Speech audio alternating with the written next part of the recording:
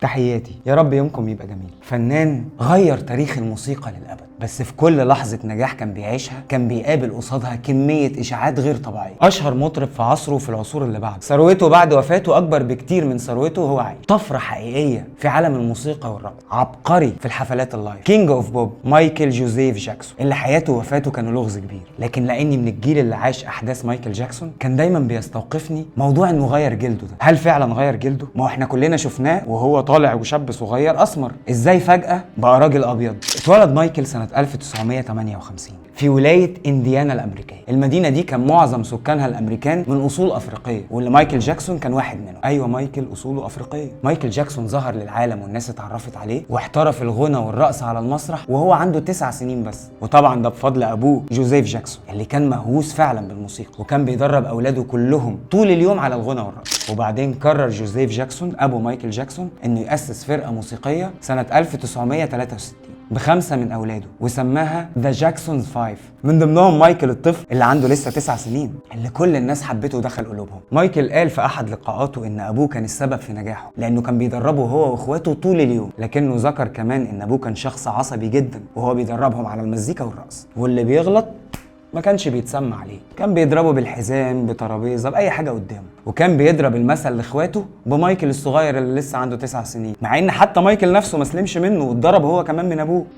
It was like, do it like Michael, you know, and he practiced us with a belt in his hand, and if you miss a step, expect to be زينا كلنا زي العادي، اكيد ما فيش حد فينا ما خدش قفا ولا قلم من ابوه ولا حاجه. في سنه 1979 مايكل وهو في سن صغيره جدا استقل عن اخواته وبدا يغني لوحده تقريبا وهو عنده 20 سنه، وده كان بعد ما عمل فيلم مع الممثله الامريكيه المشهوره جدا في الوقت ده ديانا كارتر. بعد الفيلم الطلب زاد على مايكل فعمل ألبوم اسمه اوف ذا وول، وبدأ يظهر للعالم كله شاب عشريني بشرته سمراء بيغني ويرقص، وبيعمل ده باحترافية عالية جدا وبشكل مختلف تماما عن كل اللي موجودين في الوقت ده وكل أشكال الرقص اللي قبله. بدأ مايكل ينتشر بشكل أكبر بكتير من شكل انتشاره لما كان مع أخواته في الفرقة بتاعته. بالتأكيد مايكل جاكسون واحد من أهم الناس اللي عملوا طفرة في عالم الموسيقى. يا راجل، ده اخترع نوع من أنواع الرقص اتسمى باسمه، رقصة مايكل وسحبة مايكل وقصة مايكل.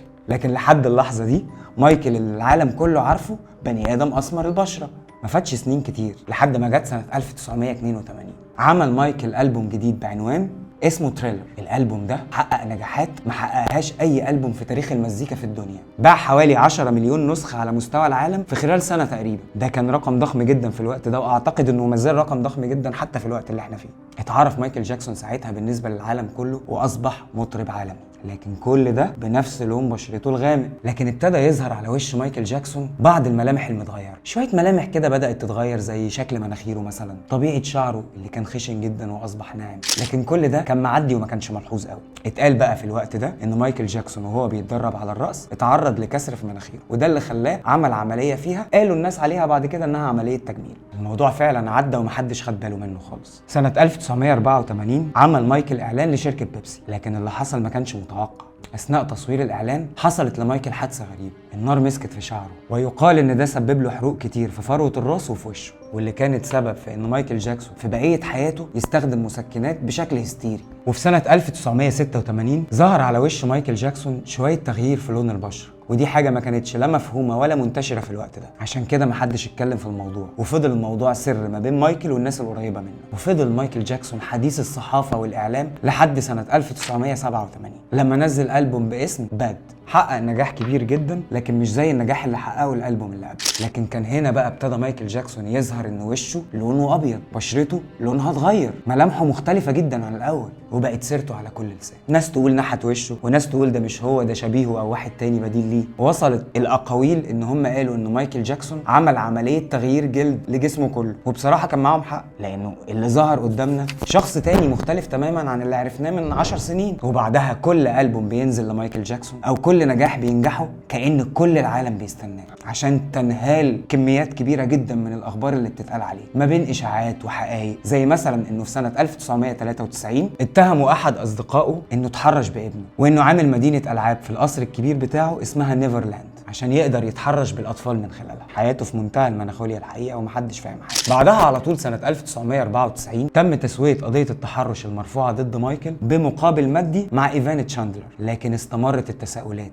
ازاي ملامح وش مايكل جاكسون اتغيرت التغيير الكبير ده، وازاي بتتغير طول الوقت وبالسرعه دي؟ وظهر مايكل جاكسون في سنه 2003 مع الاعلامي الانجليزي المشهور مارتن بشير، ونفى موضوع عمليات تغيير الجلد ده تماما، وقال انه عمل عمليه تجميل واحده بس في مناخيره. اعترف في اللقاء ده مايكل جاكسون للجمهور انه مريض بمرض اسمه البهاء، لكن المرض ده في فتره الثمانينات ما كانش منتشر والناس ما كانتش تعرف عنه حاجه. عشان كده مايكل كان بيعمل باستمرار علاجات تجميليه بالليزر عشان يوحد لون بشرته، لكنه ما غيرش جلده ولا حاجه، وكان بيستخدم كميات مهوله من مساحيق التجميل. في نفس البرنامج ده مايكل كان طالع معاه طفل بيتكلم الطفل ده قد ايه ان مايكل بيحب الاطفال وبيحنوا عليهم وبيعاملهم كويس لان الاطفال تستحق ده. مايكل جاكسون الحقيقه حياته كانت مليانه بالاقاويل والغموض، ومحدش عارف فين الحقيقه وفين الكذب، بدايه من انه عمل اكتر من 100 عمليه تجميل لتغيير ملامح وشه، لحد اتهامه بالشذوذ الجنسي والتحرش بالاطفال، وانه مايكل جاكسون دخل الاسلام، وانه مايكل جاكسون قال لو اعرف ان العرب بيسمعوني ما كنتش غنيت، وكل الكلام الفاضي اللي اتقال ده. طول الوقت تصرفات مايكل جاكسون مثيره للجدل،